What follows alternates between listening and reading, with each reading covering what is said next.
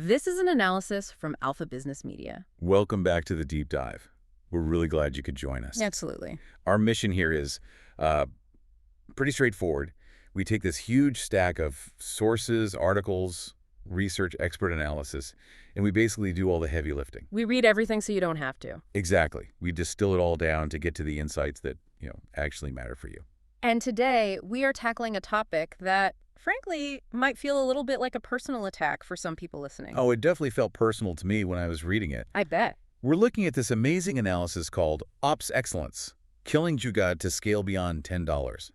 And the hook is really a challenge to our whole culture of business. Especially in the startup world. Right. In the folklore of business, and this is very true in South Asia where this study is focused, but really anywhere, we worship this one specific character. The hero founder. Yes. The one who improvises. Yeah. The one who can fix a massive supply chain crisis with, a single phone call at midnight. The firefighter. The person who patches everything together with duct tape and sheer force of will. And we look at that person and we think, now that is a great entrepreneur. But the sources we're digging into today argue that this exact trait, this addiction to improvisation, is actually the poison pill. It's the very thing that stops a company from growing. We're talking about a concept called Jugaad. Mm-hmm. Maybe before we explain why it's so dangerous, you should probably define it for anyone who hasn't come across that term. Sure. So Jugaad is a South Asian term, but the idea is universal. You might call it bootstrapping or MacGyvering, something. A clever hack. A clever hack. It's that inventive, street-smart resourcefulness. It's the get-it-done by any means necessary attitude that you need when you don't have the budget or the right part. It's the engine of survival for a startup, right? It is. And to be clear, the source material isn't saying Jugaad is inherently bad. It's what gets you from an idea to your first $1 million in revenue. You have to be scrappy. But, and here's the twist in our deep dive, the argument is that while Jugaad gets you to that first $1 million, it becomes, and this is their word, toxic as you get closer to the $10 million mark. That's the paradox. The very thing that made you successful is what will now hold you back. Let's talk about that number, the $10 million ceiling. That's fair. It's roughly 1.3 billion Nepalese rupees in the context of the study. Is that just a random number? Not really. It's less about the money and more about what the source calls an operational complexity limit. What does that mean? Well, think about it. When a business is small, a founder can keep the entire model in their head. They know every client, every supplier, every little detail. The hub and spoke model with the founder at the center of everything. Precisely. The founder is the operating system. Right. But as you grow, you just can't hold it all in one brain anymore. You have to shift from a game of survival to a game of scale. And scale, as the source says, is allergic to improvisation. It needs predictability. Jugaad is the opposite of predictable. This brings us to a really uncomfortable idea in the source, the founder's trap. I think a lot of people listening will see themselves in this, the indispensable founder. The chief salesperson, chief troubleshooter, chief everything officer. And we wear that like a badge of honor. The business would collapse without me. But the analysis is brutal on this point. To an institutional investor, that's not an asset. No, it's a huge liability. A liability. They see it as a catastrophic single point of failure. I mean, put yourself in the investor's shoes. If I want to buy your company, but all the knowledge and relationships are locked inside your head. But I'm not really buying a business. I'm just renting you. You're renting the founder's expertise. And that is a terrible investment. What if you burn out or get sick? The company's value goes to zero the moment you leave. That's a harsh reality check. Mm-hmm. There's another term they use that I found really useful, absorptive capacity. Sounds a bit academic, but it's super practical. It basically asks, how much new investment can this business actually handle? You'd think a lot, right? If I give a founder $5 million, they should be able to grow. Not if the founder is the bottleneck. Let's say you get that money for a new production line. If the founder insists on designing it themselves because only I know how, or they have to personally approve every single hire. Then growth is limited by the hours in their day. Exactly. You can pour money in, but the pipe, the founder, is too narrow. The business is throttled by one person's calendar. Which means they can never really step away. And the business can never truly scale. Okay, so we get it. The hero-founder model breaks. But I want to dig into why this improvisation is so toxic at scale. The source points to 3 specific toxins. Right. And the first one is inconsistency. the quality problem. This is all about the brand promise, isn't it? Completely. Right. Imagine you call a company on Monday and you get their star employee. They use a clever Jugaad to fix your problem instantly. You're thrilled. You think, wow, great company. But then you call back on Thursday. You get a new person who doesn't know that secret trick because it was never written down. And you get a totally different, worse outcome. That inconsistency just kills trust. And valuation. Think about a brand like Apple or Coca-Cola. You pay for absolute boring consistency. An iPhone works the same in Kathmandu as it does in New York. Jugaad can't deliver that. So you have to trade clever for consistent? Reliability is what scales. Individual cleverness doesn't. Okay, that makes sense. The second toxin is, I think, the most dangerous because it's invisible. They call it hidden costs or technical debt. Or operational debt. What's a good example of that? The source gives a great one. A machine part is patched with a piece of wire instead of being properly replaced. Classic Jugaad. It saves time and money right now. The founder feels like a genius, but that wire is going to break again, probably at the worst possible time, costing way more in the long run. Or inventory. I see this all the time. Companies count everything by hand because the software is too complicated. It gets the job done for today, sure, but it creates these invisible costs. It doesn't show up on a P&L statement, but it turns what looks like a profitable company into a cash-burning machine. You're paying for past mistakes over and over. You're borrowing time from your future self, and the interest rates are brutal. And the third toxin. This one I hear from business owners constantly. The training impossibility. Yes.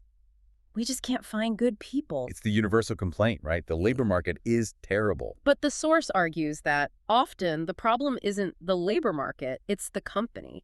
You can't write a training manual that says, step 1, be clever under pressure. Because Jugaad is all intuition. It's not a skill you can teach easily. Exactly. If your whole business relies on hiring 100 geniuses who can just figure it out, you are going to fail. So what's the goal then? The goal is to build a system where ordinary, well-trained employees can deliver extraordinary, consistent results. Without a system, every new hire is just thrown in the deep end. And then the founder complains that nobody works as hard as I do, when really nobody knows how to work because all the instructions are still locked in the founder's head. That's a tough diagnosis. Okay, so this is all sounding pretty bleak. But thankfully, the source doesn't just leave us there. No, it offers a way out. A solution. They call it the process as asset flywheel. This is the roadmap for going from chief firefighter to chief architect.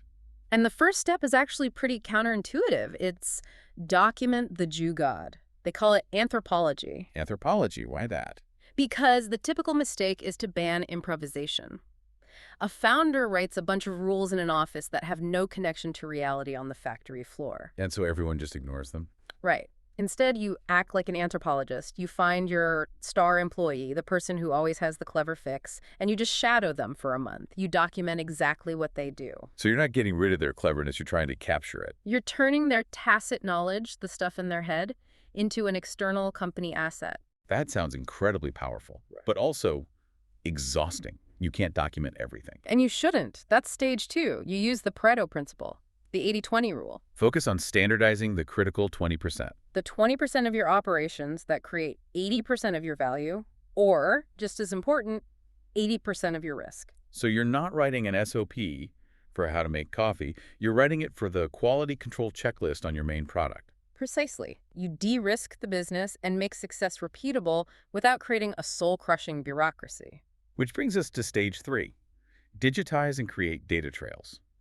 I have to admit, when I hear digitize, I think of expensive, complicated ERP software. And the source specifically warns against that. This isn't about buying a massive system on day one. It's about using simple tools to enforce the process. What does that look like in the real world?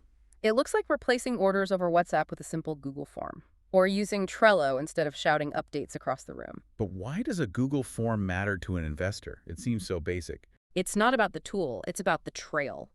The Google form forces the data to be entered the same way every time, and it creates a digital footprint. Proof that the system is real. Exactly. When an investor does due diligence, they want to see data, not just hear your stories. A spreadsheet is an asset. A bunch of WhatsApp messages is just chaos. Got it. So we've documented, standardized, and digitized. Stage 4 is institutionalized feedback.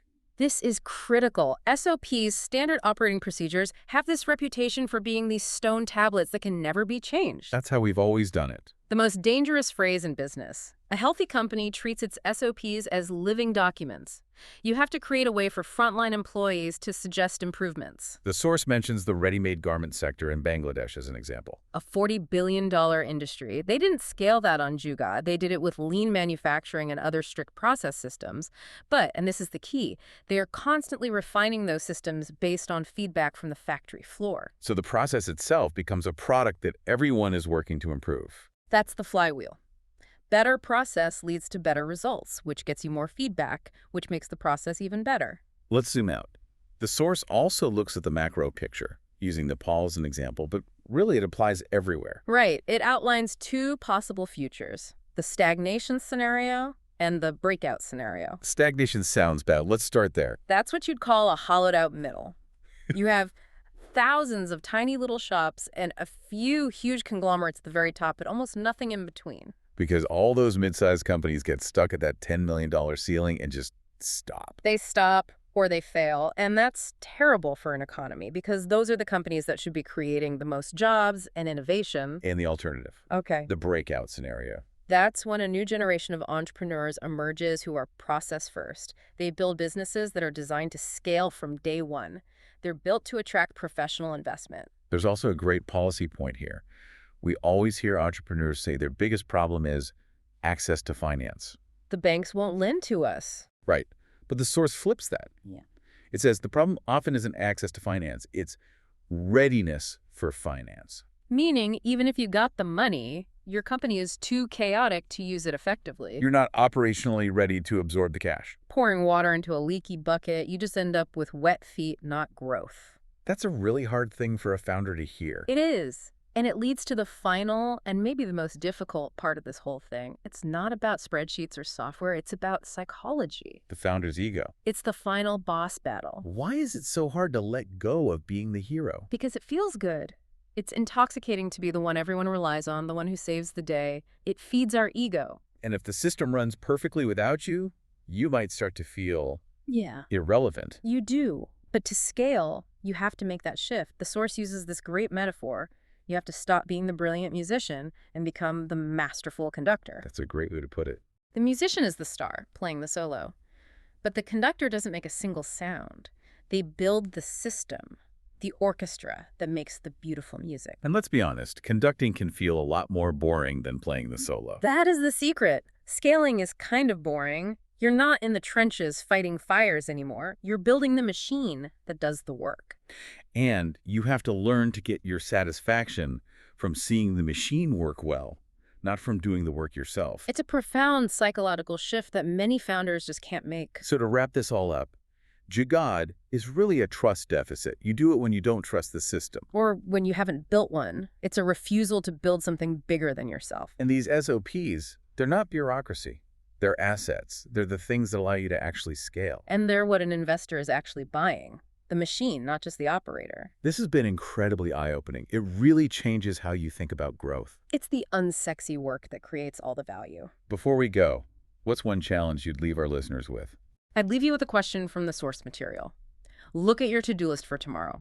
For each task, ask yourself, am I holding on to this because it truly requires my unique genius? Yeah. Or am I just holding on to it because I haven't done the hard, boring work of building a system that trusts someone else to do it? Wow. That is a tough question to answer, honestly. It is, but the answer really determines whether you own a business or you just own a very demanding job. Powerful stuff. Thank you so much for walking us through that. My pleasure. And thank you all for listening to this deep dive. We'll see you next time.